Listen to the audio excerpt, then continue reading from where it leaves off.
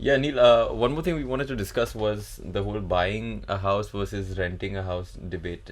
I've been getting I've been asked multiple times, is it a good idea to purchase a house, especially, let's say for a young couple who is in their, early 30s, who just about made enough money to make a down payment and they're going to take a huge loan, in cities like Mumbai or Bangalore or Kolkata, etc., etc.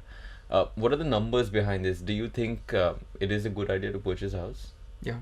So I think a house to live in makes a lot of sense, because it's more about less about finance and more about your life. Right. When it comes to investing, the return from a house comes from two sources. One is rental income and the other is the price appreciation. And then there are costs. On the other side, there are costs. So there's stamp duty when you buy a house. In Maharashtra, I think it's 6%. Right. Then there is maintenance, society maintenance, property tax, wear and tear. If something happens in the flat, you got to repair it. All of that. So if your net returns after taking away all of these costs is more than what you would get in an alternative investment, then yes, it makes sense to invest. Usually that doesn't happen because in a city like Bombay, rental income is 2%, even less sometimes. Right. So you're banking on price appreciation being massive. Like if you want to beat, let's say the long-term return of equity is 12%. Correct. You have to bet on a 10% CAGR of house price growth, and that is not happening. I mean, if you look at the RBI data, RBI has been tracking this since 2010. It is single digit. I mean, even Bombay is single digit. So the price appreciation. The price appreciation. Okay. So in most cases, it doesn't make sense to invest in real estate.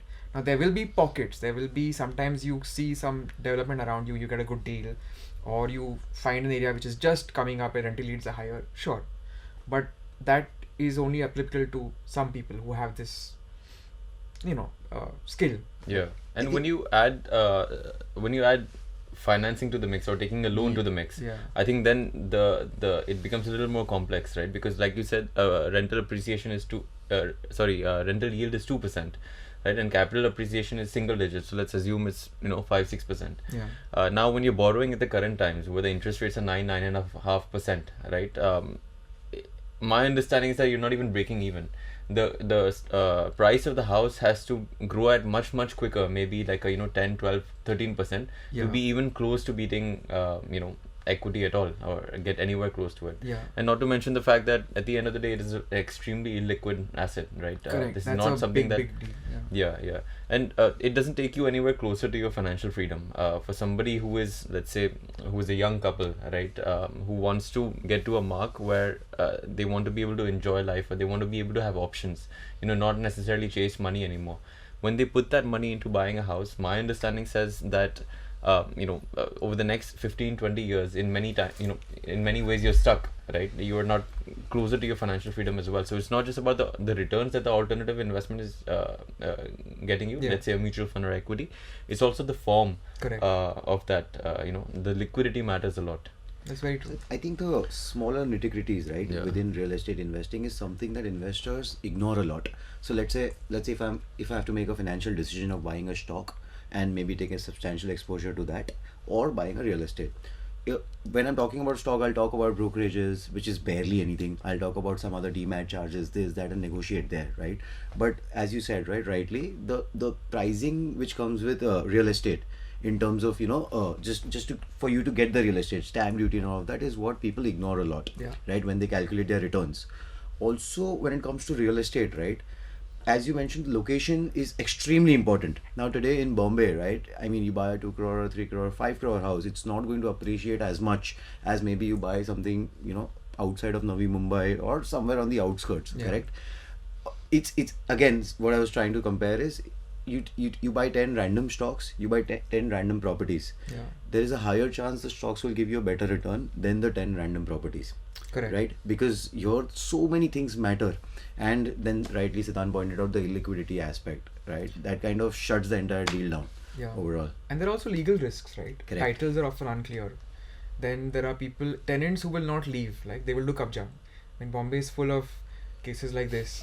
There are buildings that are crumbling in Bombay because the tenants are kind of locked into very low rents. Correct. Landlord has no incentive to improve the building. Correct. But actually on the flip side, I've actually lately been appreciating like liquidity. Always we take it as a positive thing, right? Strictly Right. speaking, being liquid is very positive. Right. But I was thinking, a couple of clients of ours who are at the stage of bequeathing their assets, or at some point in time, transfer hone wala, right, to the Correct. next generation. Now, if it's super liquid and that generation has access to that money very quickly, then things can go wrong a lot quicker, right? If you give them, let's say, 10 crore mutual fund portfolio versus 10 crores of properties, at least the previous generation knows that the 10 crores of property will be somewhat protected. There's not much that they can do about it. But 10 crore mutual fund, they might blow it up on something. They might take a terrible call. They might take it out, start putting it in stocks. So this is something that I've started appreciating about properties or having real assets, which are, it's not only about returns is what I would say. But I think on the flip side, again, Yeah. just flipping it again, Yeah. with the transmission bit which you mentioned right now, Huh. having a liquid portfolio at that time is much better thing rather than No, having correct. a liquid one. Correct, It doesn't correct, matter yeah. if it's a bad stock or a bad mutual fund or a Right, good fund, right, right? right. Just having that money for you to use Yeah. or to decide or to distribute. Correct. You see so many things happen, so many disputes happen with properties and all that, because Yeah. people, it's not easy to let go of it. Yeah. With mutual funds, it's okay, you have a portfolio, divide it into 2, divide it into 3 and finish this off. Right. So right. that's something, I mean, No, no, I was yeah. going to should come to consider. that only. So Yeah. even if there are no disputes, it is much harder to transmit to inherit real estate. Correct. Yeah, agreed. So for example, in case of property in what are called presidency towns, so Mumbai, Chennai, Kolkata, Correct. the will has to be probated if it involves Yeah. immovable property, if it involves Right, real estate, right. which means go to court, spend more time, spend more money. Whereas if it's only financial assets, then there's a nominee. Hopefully, there's a nominee. Correct. You transmit it to the nominee, and you don't even have to get a probate done. It's pretty easy to be Yeah, honest. yeah. Yeah. Yeah.